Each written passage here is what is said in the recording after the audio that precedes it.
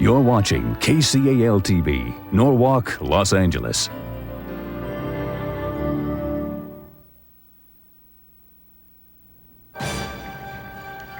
On camera.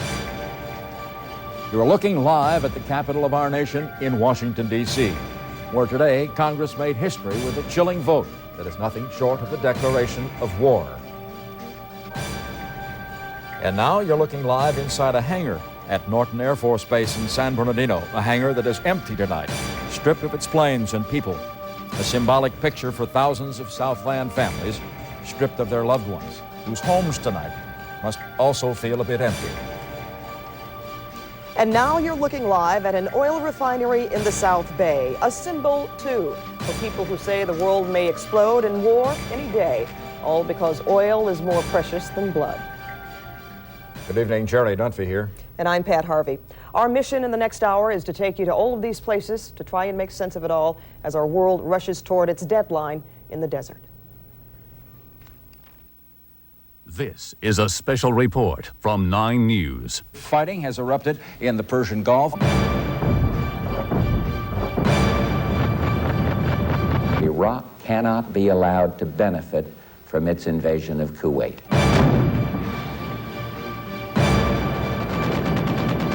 Are you getting your milk, Stuart? 16 Americans died today. Iraq does not yield to pressure. Such a man must be stopped. It's almost like hell. I'm ready to do it, whatever we gotta do. Hell no, we won't go. And we figured sooner or later one of these days it was gonna happen. This is not Iraq against the United States. It is Iraq against the rest of the world. Saddam Hussein says if war is waged, Americans will swim in their own blood. Deadlines are real deadlines. And tonight that deadline is just 3 days away. 3 days to the deadline in the desert.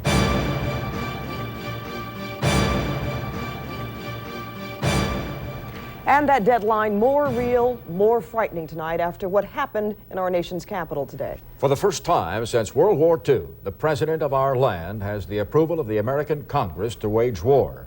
It's a day that will go down in the history of our land, and it is a day that is disturbing to many in our land. We begin our special report tonight with a look at what happened in Washington today and why. Jim Gately is there for us now. Jim, good evening. Well, Jerry and Pat, it was a big victory for the president today, but it's obviously not cause for celebration, for even a win can be very deadly. Please, please, please, dear God, don't vote to send us to war.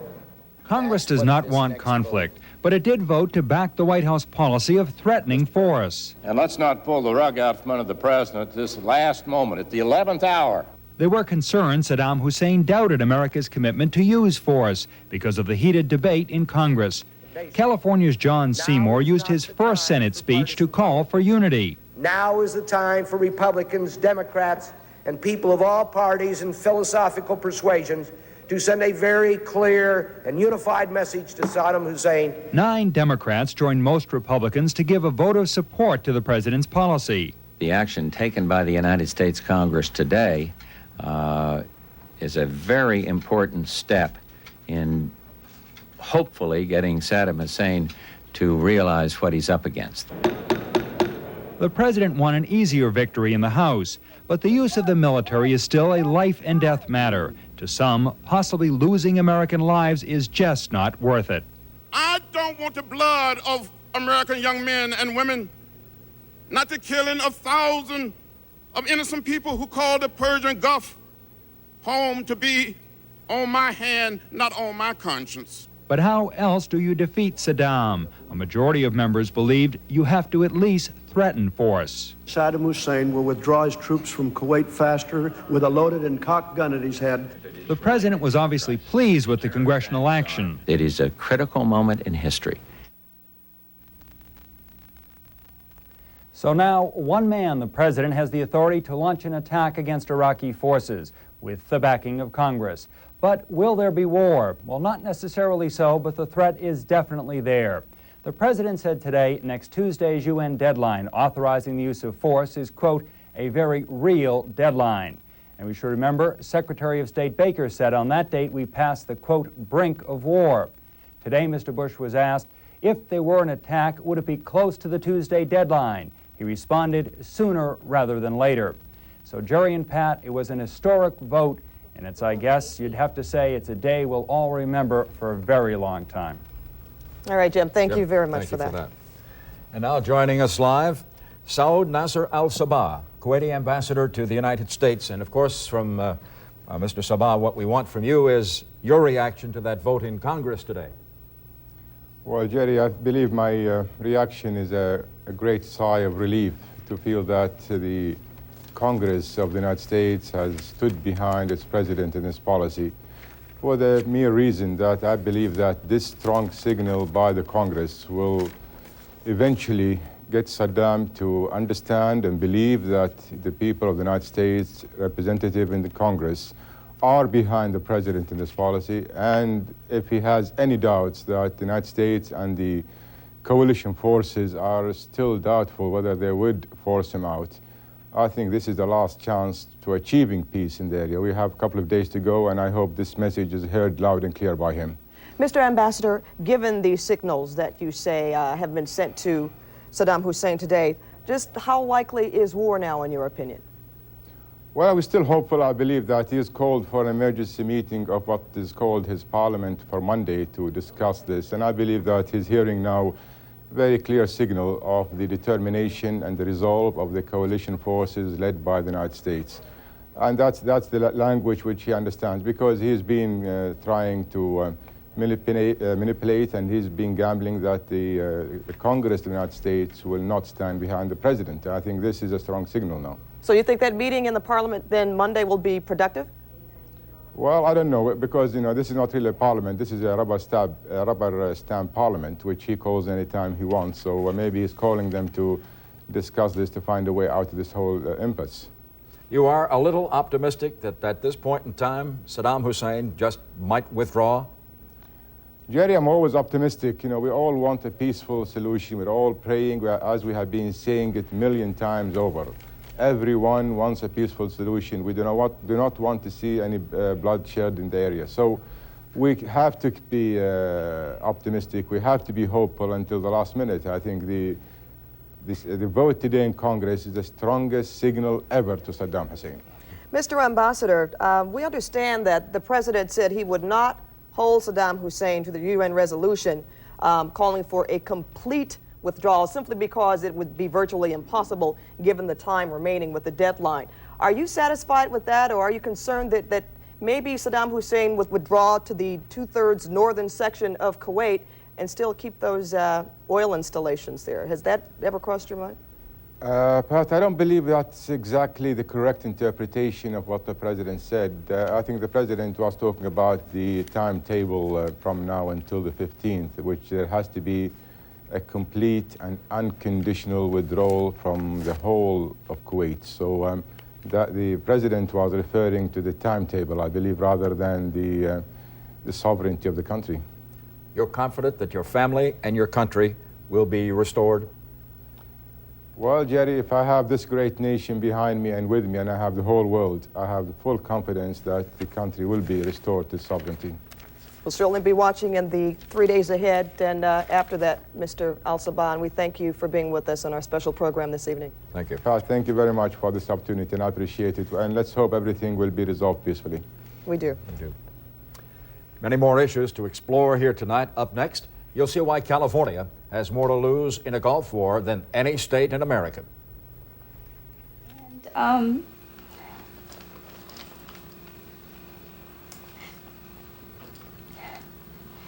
that he's very lucky to have me for his wife. When we come back, a special report on California's military families. They let us in their homes to share their private hopes and fears on this night.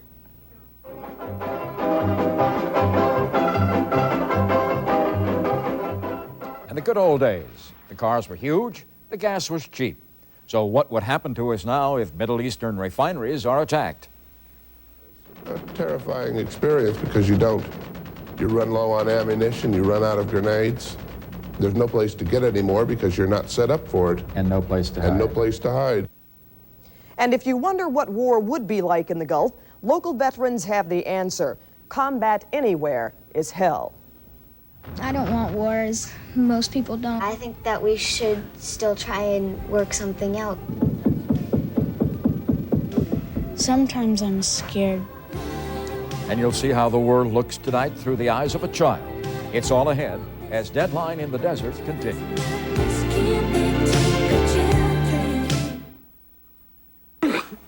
I've got the worst cold a human being ever had. I've got a major presentation tomorrow. I've got to rest. And I'm out of NyQuil. I could take these, but I'd still be up all night coughing, which means I'd be a wreck for the presentation, which means I could get fired. But what am I going to do? Go next door like an idiot and ask? Could I borrow a cup of NyQuil? Once you know what NyQuil can do, nothing else will do. Ortho Sleep Center's year-end clearance sale is going on now. Save more than ever on Ortho's low factory direct prices. Don't wait. Ortho Sleep Center's year-end clearance sale ends soon.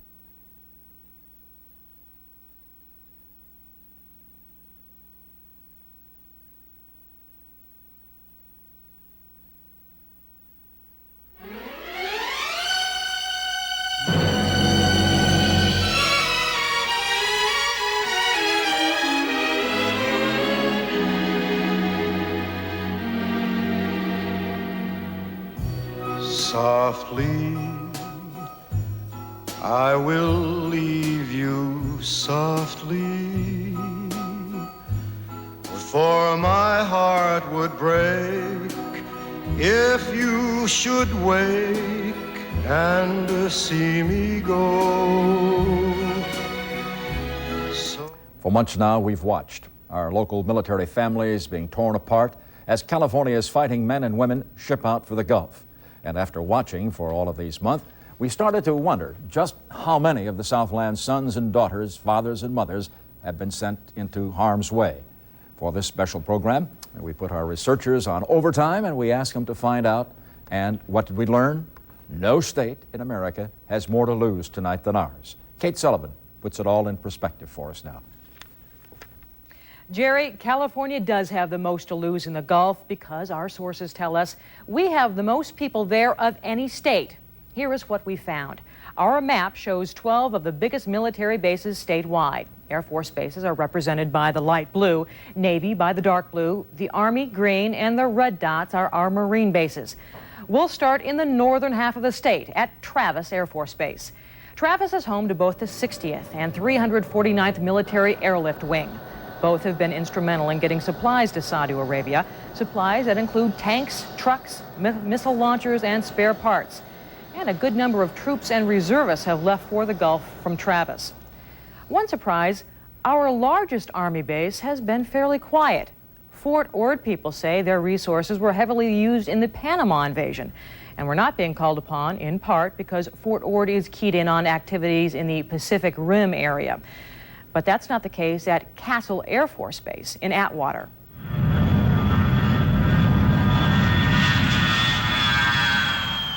The base is a training center for B-52 bomber crews. Some have already flown to the Gulf. The role of that ancient but reliable aircraft could be significant. The Pentagon has drawn up plans for round-the-clock saturation bombing of Iraq if needed, and the B-52s would do it. And now to the Southland. Military activity has been nonstop ever since the president ordered troops to the Gulf in August. We'll start at the Navy base at Port Hueneme near Oxnard. 2 battalions of Seabees totaling 1,200 men have moved out. Their role is crucial to the success of Operation Desert Shield. They've been designing and building the roads, bridges, and airstrips that our forces are using in the Gulf region, creating a new war infrastructure in Saudi Arabia. Next down the coast is the Naval Station at Long Beach, one of the busiest areas since August. We've confirmed 11 ships carrying almost 6,000 sailors have left Long Beach and are now in the Gulf. Add to that local hospital staffers and reservists. Among the largest ships, the battleship USS Missouri. And now, the biggest contribution from our state, Camp Pendleton. The massive marine facility has sent thousands to the Gulf. About 15,000 troops from Pendleton's 1st Marine Division staring down Iraqi guns tonight. If war breaks out, these ground forces will battle against Iraqi positions. The division is perhaps the finest group of desert warfare soldiers our country has to offer. And Pendleton's 5th Marine Brigade of 10,000 troops will be part of a sea assault force. The 5th left San Diego last month and may be used in an effort to retake Kuwait City from the sea, should that become part of Allied strategy. Pendleton is also supplying the Harrier II jets. The jets bomb with pinpoint accuracy, are heavily armed, and can fly in very low. Vertical takeoff and landing ability allows them to position close to the front lines. More people now. Many of the ships in the Gulf have sailed from the naval station in San Diego, 22 of them to be exact, carrying almost 10,000 sailors. The ships include frigates, cruisers, battleships, and support ships, plus the aircraft carrier Ranger and its battle group of 13 ships. Most are located off the coast of Kuwait and Saudi Arabia. The Ranger should be there next week. From the Inland Empire now, the 29 Palms Marine Corps Base, Norton and March Air Force bases, and from Orange County, the El Toro Marine Corps Air Station. The community of 29 Palms is almost like a ghost town tonight. Up to 7,000 of its people are soldiers in the Gulf. That's half of the community's population.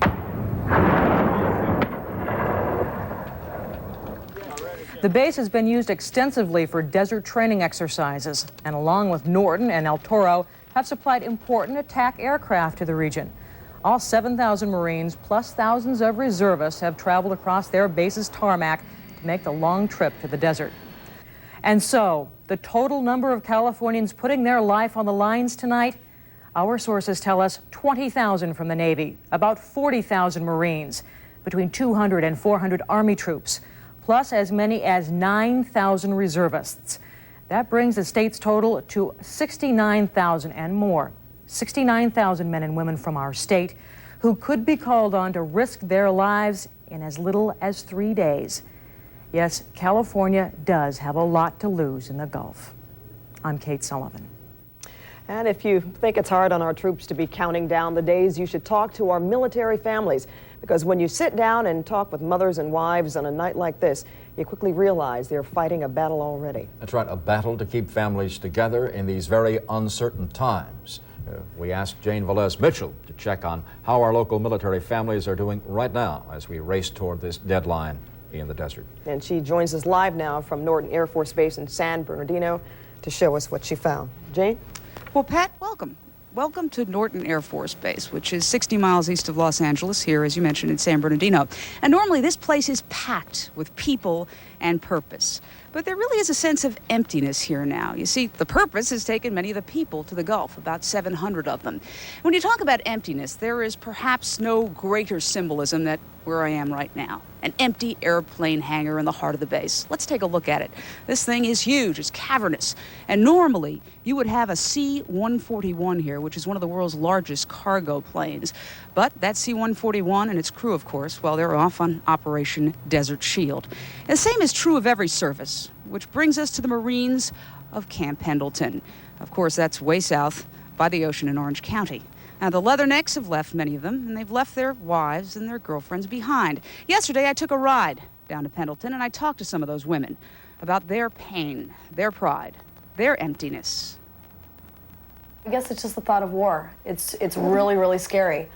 And we've all been brought up in a time of peace because we weren't old enough to really be there for Vietnam or realize what was going on. And now it's like it's suddenly hitting us, and it's really scary to be by yourself. And you're used to having the company of somebody there, and he's not there anymore. He had told me once, both his father and his grandfather went through World War II and his father went through Vietnam. And he had told me, this is before this all started, he says, Jackie, he says, I'm going to be the only one in my family not to go through a war. And looks like he spoke too soon. The words are spoken inside a home in Oceanside. Here, fears of war and prayers for peace have always been what life's about. Oceanside is the home of the mission of San Luis Rey and Camp Pendleton. For the women left behind in Pendleton's shadow while their men go off to their ageless appointment, it doesn't feel like 1991. No, we all feel part of the past somehow as we helped Sonia Machado, a mother of 3 girls, go through the timeless tradition of sharing letters from the front. He says that he's real proud of the girls because they're taking care of mommy. And he tells me that I'm a very special woman. And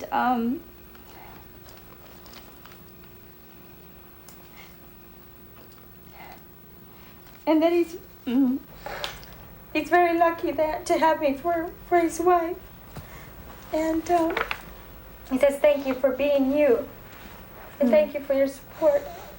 You're fighting for our country just as much as he is the sense that I get. Yeah, it's really difficult, like fighting, a battle here on my own and without a husband, so it's real difficult.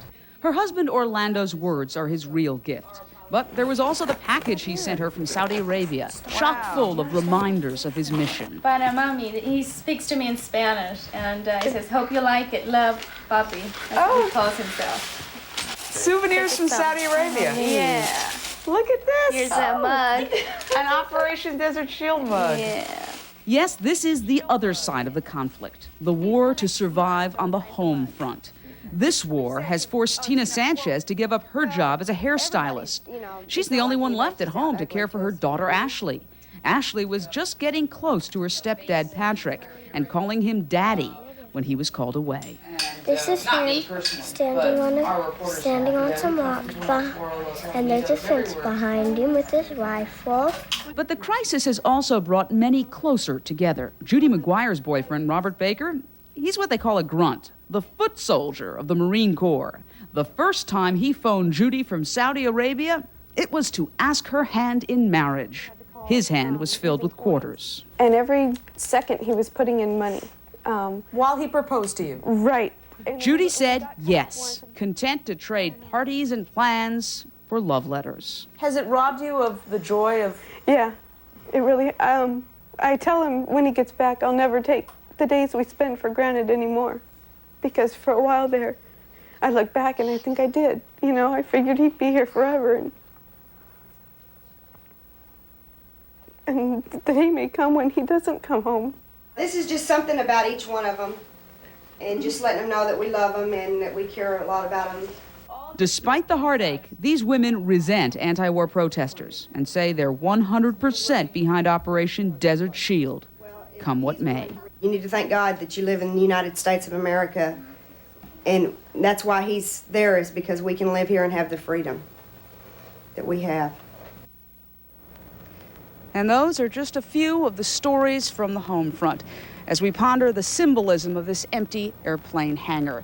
Let's think about the real cost of this crisis. The $1 trillion in military hardware, a raid against Saddam Hussein. The $2 billion a day it could cost us if war breaks out. And the 575,000 U.S. personnel converging on the Gulf. But perhaps it would also help if we try to visualize each of those 575,000 men and women with a family clustered around them. Perhaps that would bring us closer to the true cost of this crisis. Reporting live from Norton Air Force Base, I'm Jane Velez-Mitchell. Back to you in the studio, Pat and Jerry. Jane, thank you. The heart and the heartache of it all. Certainly makes you think about all that at times like this. Thank you, Jane. When we come back, the mood in the Middle East tonight in view of what happened today in Washington, D.C. We'll hear from our David Jackson, who will be reporting live from Amman, Jordan, for quick reaction. We hope you'll stay with us. Have you been turned down for a credit card? Well, even if you have no credit or bad credit, no problem. Now you can own your own secured Visa card regardless of your credit history. It's as easy as 123. Just call 1-900-VISA-123. Enjoy the good life with your own secured Visa card. Good up to $5,000. You will not be turned down. Call 1-900-VISA-123 now. 1-900-VISA-123. Hey, Los Angeles, you need hard water zest. It's hard to get clean in hard water, and you're in a hard water town. Clean with hard water zest, and you'll know what we mean. You're not fully clean unless you're zest fully clean. Hard water Zest was made for hard water. Soap leaves a film behind, but Zest rinses clean. No film on your skin. No ring in your tub. You're not fully clean unless you're zestfully clean.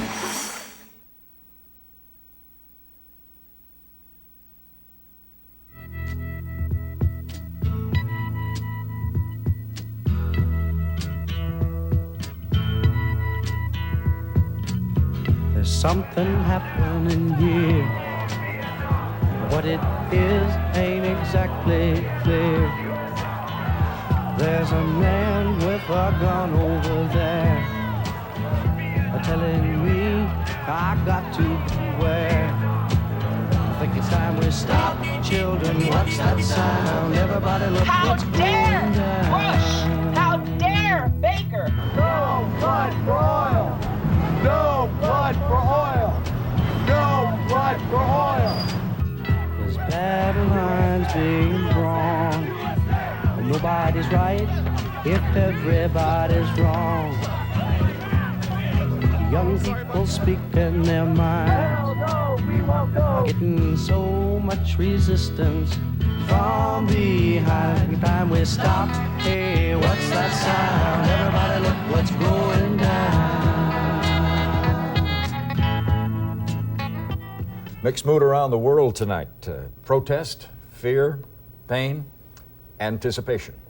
Certainly makes you wonder and anticipate what's going on in the Middle East if reaction has been the same as it has been around the world. And for that, we go to our David Jackson, who is reporting live from Amman, Jordan. Has there been reaction to the move in the Congress, David?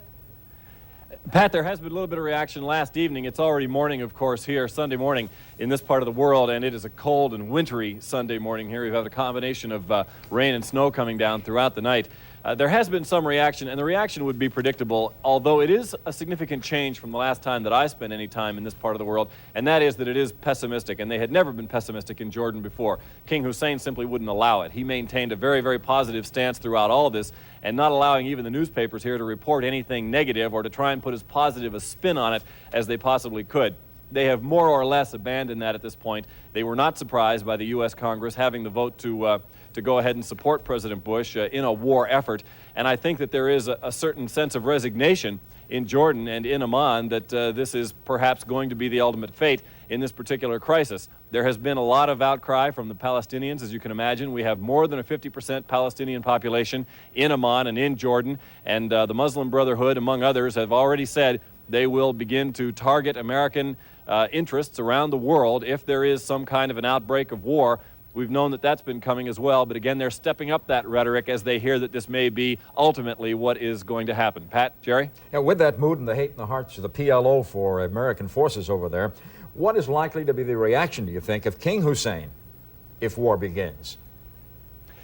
What he has said, Jerry, is that he has already put the Jordanian military on alert, as we know. He has positioned a lot of the Jordanian military along the Jordan River bank, which is what banks against the West Bank, of course, which is now part of Israel.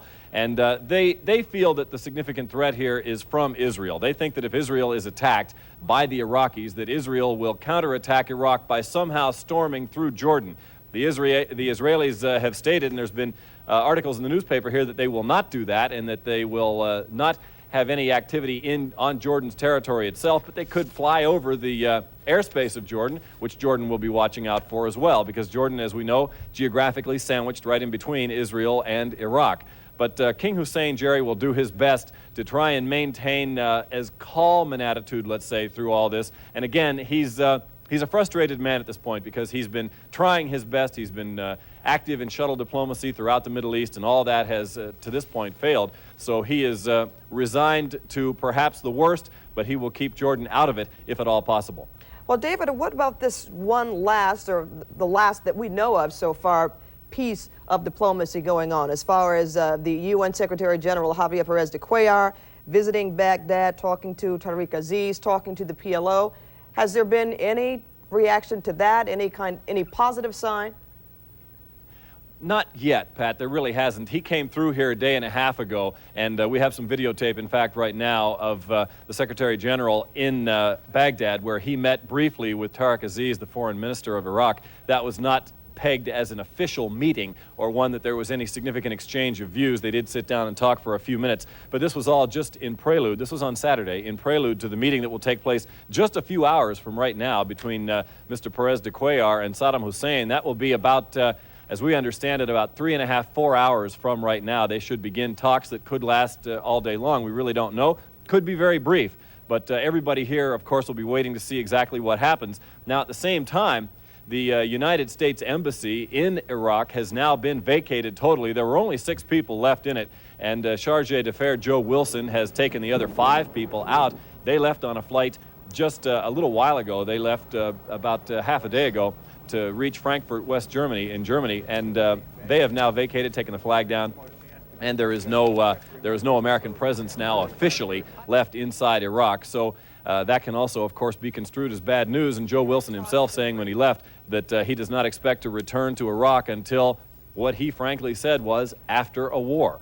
Again, everybody hoping that somehow that can be averted today, but we're about 5 hours at least or so away from knowing anything from the meeting between Saddam Hussein and Javier Perez de Cuellar. But of course, we'll keep everybody posted from this part of the world. Pat, Jerry? Okay. Thanks. Certainly hope you can report something positive for us, or a change in mood over there after this meeting takes place. I hope so. That's right. Thank you, David. Thanks. When we come back, what will happen to the price of gasoline if war breaks out?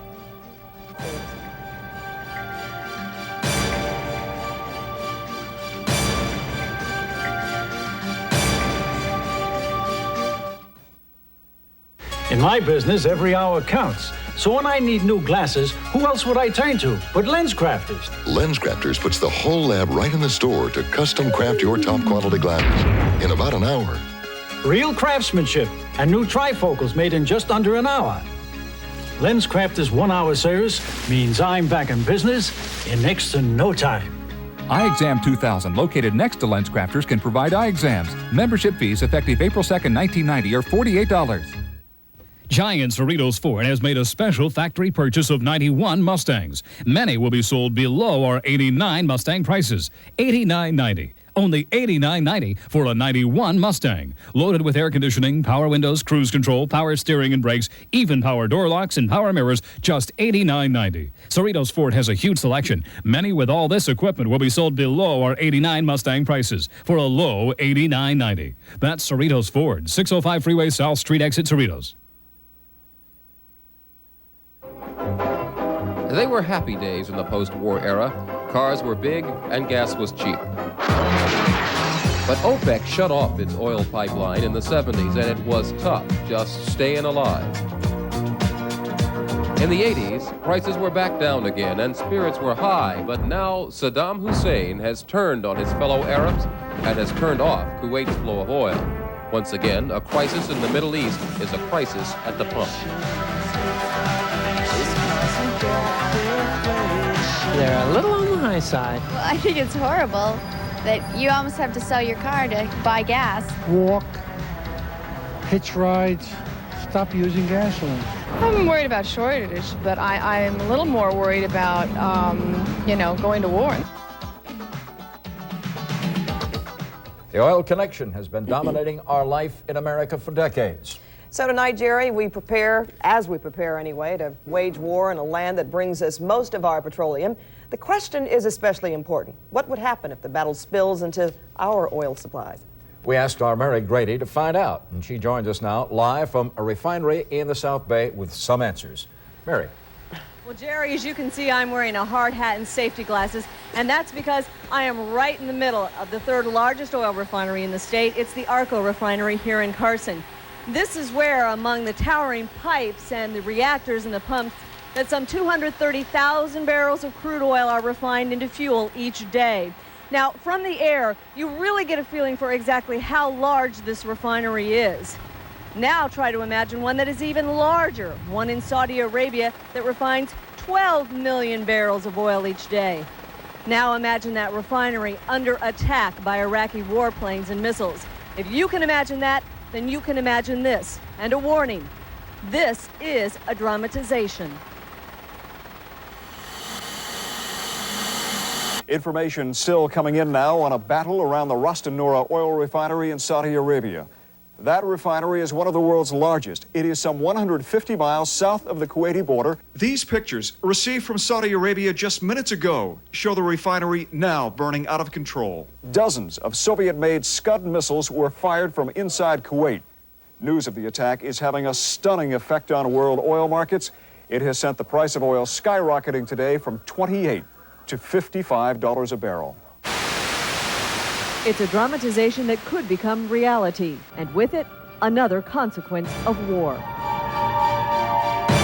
A nightmare situation would be a closing of all oil shipments out of the Gulf. A very bad situation would be the closing out of some 3 million barrels a day of oil production. If that happens, says oil expert Edward Morse, America could be held hostage at the pump.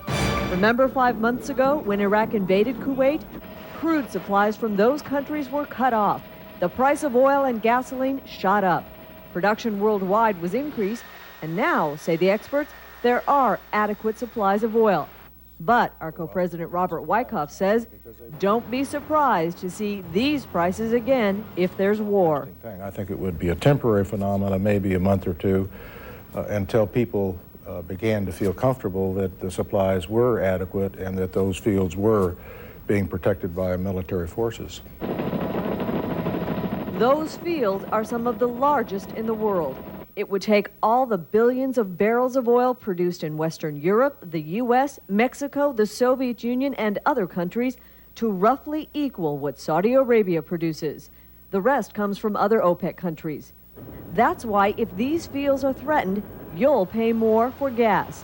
It's a reality that's frightening Southern California motorists like Dennis Berry. I shop for people, so I drive a lot. I mean, I must put probably 50,000 miles a year on my car. So, you know, I've thought about, do I have to raise my prices to people or do I have to eat it? Walter Prosper uses his truck for business. At today's gas prices, he spends about $50 to fill the tank. He says he fills it every 4 days. If war breaks out and prices go up, What will it do to my business? It's going to make it extremely difficult. I'm going to have to cut back on driving considerably. It's very frightening. The whole world situation right now is very unstable, and it's all reflected in the gas pump, the prices, you know. now if refineries like this one in Saudi Arabia come under attack and the world's oil supply is threatened, the U.S. does plan to tap into its strategic reserves of oil, 600 billion barrels of oil. It's hoped that if that is done, the price of oil will stay down, the price of gasoline will stay down, and people won't panic in the event of war.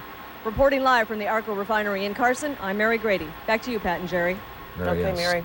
Civilian lifestyle changes are no match, really, for the disruption among our military personnel.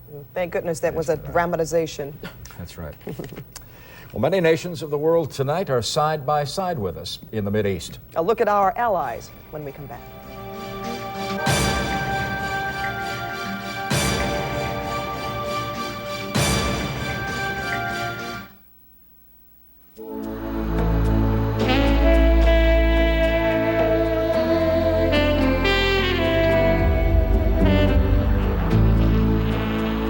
Compare the figures. Ultra Slim Fast adds over 30% sugar. California Slim adds absolutely none. The beauty of California Slim. Great taste and no added sugar. The anatomy of an expensive soup. Gourmet Pride. Gourmet Pride gives you lots more than the low-price soups. More white meat chicken, more shrimp, more beef, more fresh-tasting vegetables, and more noodles than even Cup of Noodles. It's not surprising that people are willing to pay more for Gourmet Pride, but now they don't have to. Thanks to Gourmet Pride's new 25-cent coupon, Gourmet Pride really isn't expensive after all.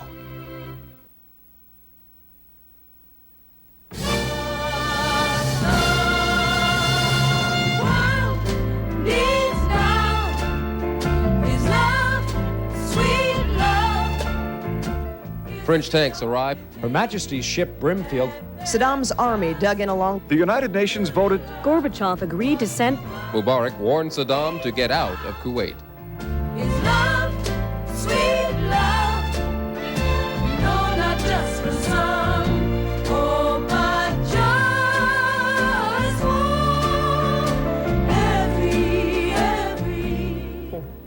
Familiar song there, What the World Needs Now is Love. Might be a funny spin on that tonight if it weren't so true. Well, what the world really needs now is Saddam to get out of Kuwait, because if he doesn't, the world armies will work and do battle to get him out. And that's the point we want to make in this segment. The United States and Iraq are not the only nations who have taken up arms. Much of the world has too. We've asked Carrie Kilbride and our military expert Joe Poyer to join us now to put into perspective just how quickly the world could explode if things don't change in a hurry. Gentlemen? Well, Pat, Jerry, there's more conventional firepower in the Persian Gulf tonight than at any time since the Vietnam War. As we speak, 35 nations have troops, ships, or planes in and around the Persian Gulf. In all, more than 700,000 troops arrayed against the Iraqi forces. More than a half of those troops are Americans, and there are more on the way. And tonight, Joe, first of all, we want to talk about what we have ready to strike if President Bush gives the order. And first of all, let's go to our strategy map to illustrate what we're talking about. U.S. forces, Joe, first of all, what do we have in the region tonight? Well, we have about 40,000 Marines in the Persian Gulf area. Now, I understand 20,000 of those are on ships in the Persian Gulf, in the Gulf of Oman. The other 20,000 right along the southeast Kuwaiti border. Is that That's right? correct. We also have over 250,000 Army troops. Most of these probably along the front here, about 100 miles back from that border? Yeah, at least 100 miles deep. What we else? also have 1,500 combat helicopters. Helicopters would be with the Army and the Marines That's along correct. Yeah, along those lines as well, right? That's right. We also have 1,500 fighter jets. Now, we know there are bases, of course, here in Saudi Arabia, all throughout Saudi Arabia, as well as Qatar and Bahrain, and we know that there are fighter jets in those areas as well. That's right. Ships, Joe. We have 1,000 tanks and 98 warships. Okay, the ships, of course, in the Persian Gulf, in the Gulf of Oman, and the Red Sea, and here in the Mediterranean Sea as well. That's correct. And as we said, we are not alone. We are joined by 34 other nations. And here's what some of them are bringing to this multinational effort. Britain is behind the U.S. with the second largest force in the Gulf region at 35,000 men. It is the country's biggest deployment overseas since the Korean War. Besides men and tanks, the British have contributed 65 combat jets and a naval armada to the UN effort. France has 10,000 men in the region, both on the ground and on a dozen warships. Also, squadrons of jet fighters and bombers. The Allied Arab forces have 150,000 men in the region. The forces include troops from Saudi Arabia, Bahrain, Oman, the United Arab Emirates, and of course, Kuwait. Syria has also sent a large force of ground troops to Saudi Arabia, 19,000 of them, including special forces that fought against Israelis in Lebanon. Canada, 2 destroyers and a supply ship will soon be in the Gulf, with almost 1,000 troops. Egypt, nearly 30,000 troops now ready for war, with 400 tanks in the Saudi desert, plus scores of chemical warfare specialists, many already battle-hardened. And of course, Joe, we know the Iraqis haven't been sitting pat. Well, we've been building up for the last 4 or 5 months. Let's go back to the strategy board and talk about what we are up against. That's right. And part of the problem for the hurry is because they're digging in more and more. There are 1 million active troops in Kuwait and 800,000 in reserve. Pardon me, in Kuwait and Iraq. Okay, we know that there are 500,000 in Kuwait. Where are the rest in Iraq? The rest are in Iraq along the Saudi-Iraqi border, the Kuwaiti-Iraqi border. And we know that at least 11 divisions have been pulled off into the northern part along the Syrian and Turkish borders. That is for defense against the Syrians, is that right? That's right. All right. Also, Joe, the Iraqi army, should there be an attack, what is going to happen to those 500,000 in Kuwait? Hopefully, the multinational force will sweep in 2 ways, by an amphibious operation across the beaches into the western part or the eastern part of Kuwait, and there they will make a choice, either go into Iraq and finish off the Iraqi army or into Kuwait. All right, Joe Poyer, thank you very much. By every expert's account, there's no question on how this is going to end. Everybody expects the multinational force to win. That's right. It is just how long it is going to take and at what cost in terms of lives. That's right. All right, thank you. Pat Jerry, back to you. All right. Military might, well-trained manpower, the ingredients to win, but a formidable force against us. Absolutely. Thank you, Carrie and Joe. The most important segment of our population, what they're thinking, what Southern California's kids have to say when we come back.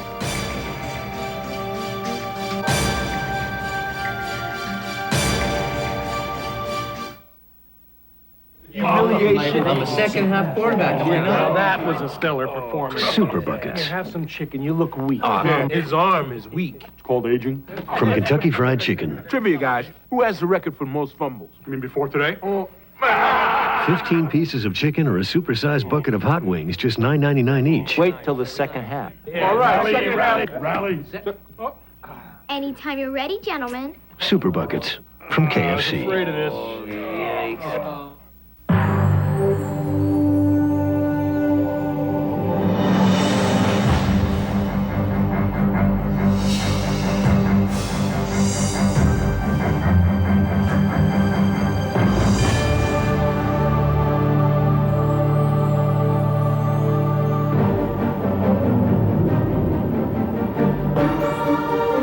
The evolution of the minivan is now complete.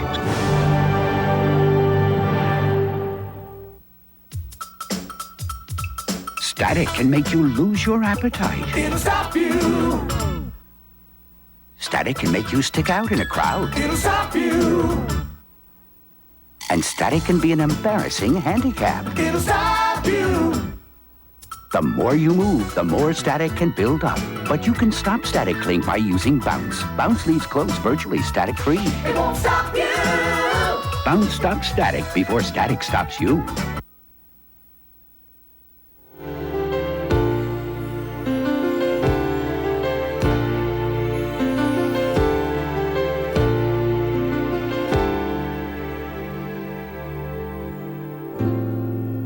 Children are called the future of an adult world. They are born with spirits so innocent till we teach them how to hate. I don't want wars. Most people don't. I think that we should still try and work something out. Sometimes I'm scared.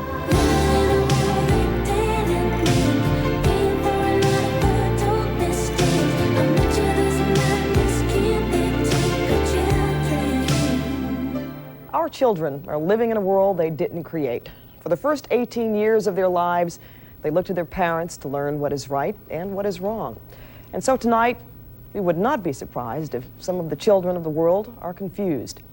Because Channel 9 is committed to presenting issues for kids' sake, we want to find out what's going through the mind of Southern California's children right now. We found the answer at an elementary school in Mission Viejo.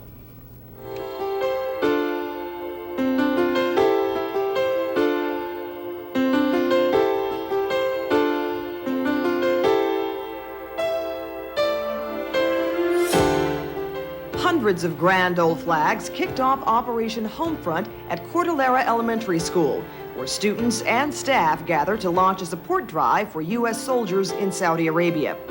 After the assembly, I spoke with some sixth graders about the threat of America going to war. Oh, I don't like it. I'm just midway, I think like most people, because I don't want people to get hurt. I want, it to be solved in a peaceful way. But also, I think it's not right for someone to charge into another country and take it over. It's just not right. So... What would you like to see happen? Well, if there is a war, I want it to be over really quick, and I want Kuwait to be a free country again. Like all the sixth graders now, even like my brother, he's 14. He might have to go over there pretty soon because just the war might go on for about 8 years or something. So I just don't want us to go to war. None of the students wanted war, but some made strong cases against Saddam Hussein, a name they just heard of several months ago. Saddam Hussein wants to have a war so that he can show that, well, I can take over Kuwait now, is that we won you, but he's not going to win because there's so many superpowers in Saudi Arabia, like our troops and Russia's troops and stuff. Well, they're in Saudi Arabia and they're ready to fight, and I don't really want a war. I want a peaceful solution, but if we don't have one, then I support whatever George Bush decides. If he takes over Kuwait, he'll just take over another country, and if nobody responds to it, he'll just keep getting more powerful.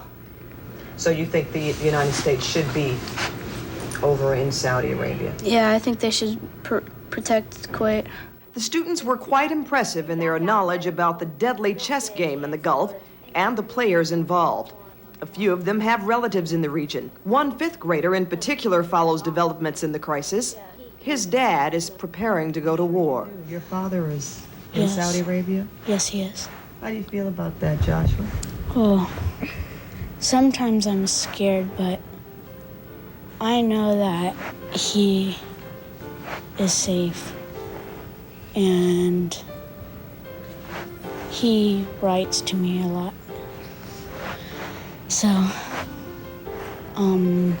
I kind of get worried.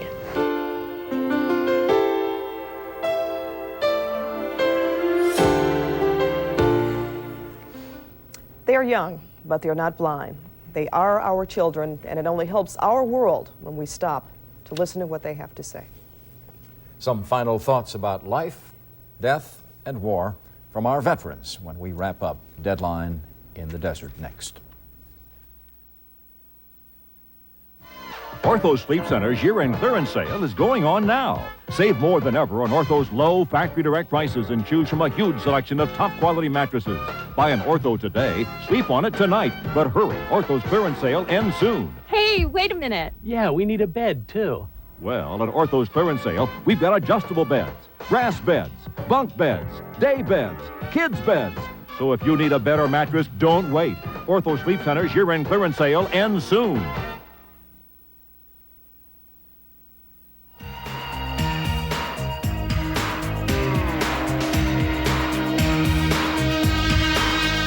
Completely, you eat, you sleep, you drink with those kids. Next minute, they're gone.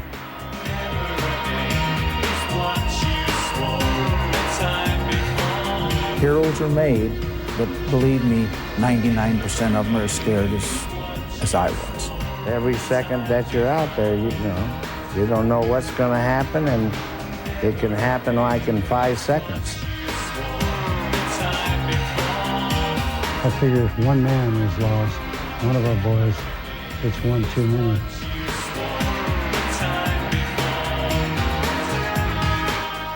Finally tonight, an important perspective on where our nation stands tonight from some people who've been there, our veterans. If you're sitting in your home right now wondering what combat in the Persian Gulf would look like, just ask any combat vet from World War II, Korea, or Vietnam. They can tell you what it's like out there if fighting breaks out. They know what can happen.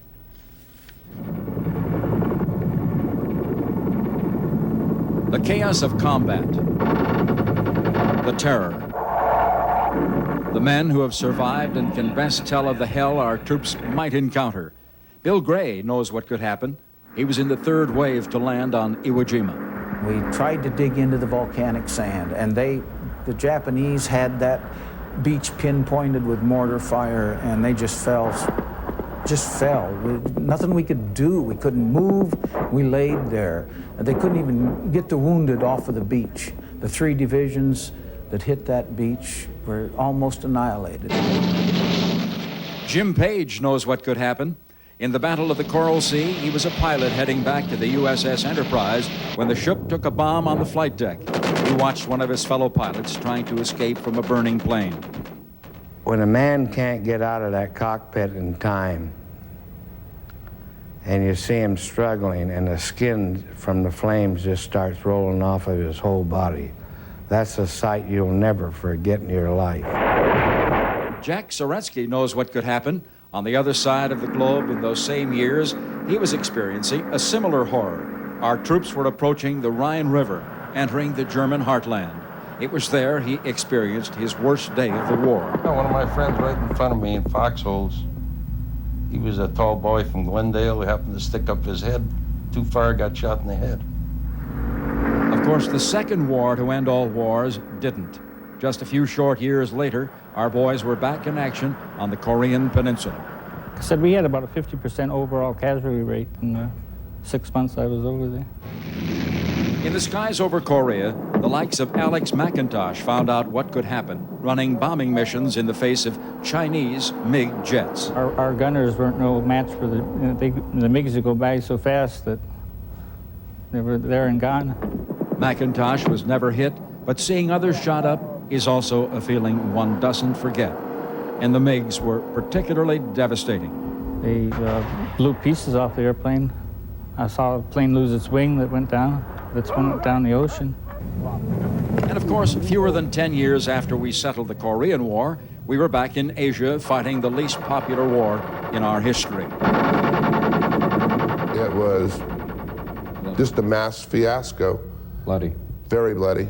Ray Mordaunt knows what could happen. His battalion was ambushed by a North Vietnamese battalion as they were ending an operation, lining up to board helicopters back to base. They didn't know what hit them, but it did. It was a terrifying experience because you run low on ammunition, you run out of grenades. There's no place to get any more because you're not set up for it. And no place to hide. And no place to hide. Even when I got hit, what's happened to me? And then again, this is ridiculous. All the men with whom we spoke are wishing for one thing tonight, a peaceful end to our current crisis. They remember too well the friends they left behind. Young man then, and so many that were young men, 17, 18, 19 years old, that was the end for them. Regretfully, the passing was normally in a body bag, which is a sad way to end a 19-year-old's life. As we contemplate the consequences of the deadline in the desert, I'm moved by the memory of a compassionate verse written for those who gave their lives in World War I. In Flanders fields, the poppies blow between the crosses, row on row. While those who came to rest in cemeteries here and far away from home might echo the poet who also said, "We are the dead. Short days ago we lived." For those of us who live to remember, there are vivid pictures etched in our minds forever. Every combat survivor carries them, as I do. Buddies I watched die being buried on a remote island hillside. Planes with friends aboard being blown up in front of me. Horror stories of a squadron navigator who survived a plane crash only to be beheaded by an angry enemy. The heroics of a Medal of Honor recipient who saved his crew at excruciating personal sacrifice.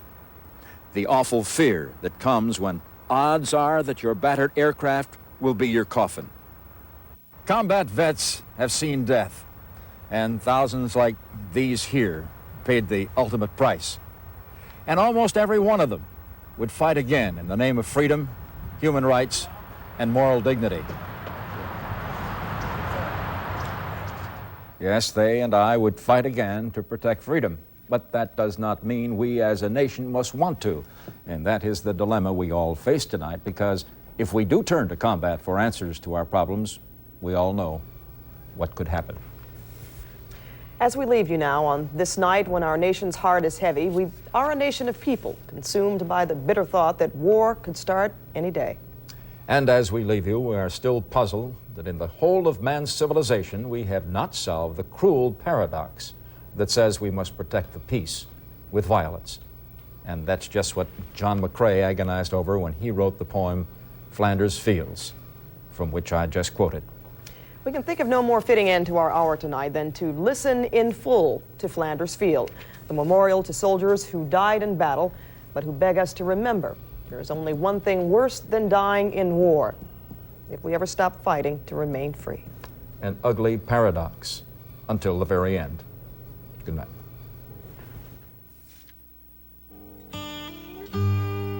In Flanders fields where poppies blow, between the crosses row on row, that mark our place, and in the sky the larks still bravely singing fly amid the guns below. We are the dead. Short days ago we lived, felt dawn, felt sunsets glow, loved and were loved, and now we lie in Flanders fields. Take up our quarrel with the foe. To you from failing hands we throw the torch. Be yours to hold it high.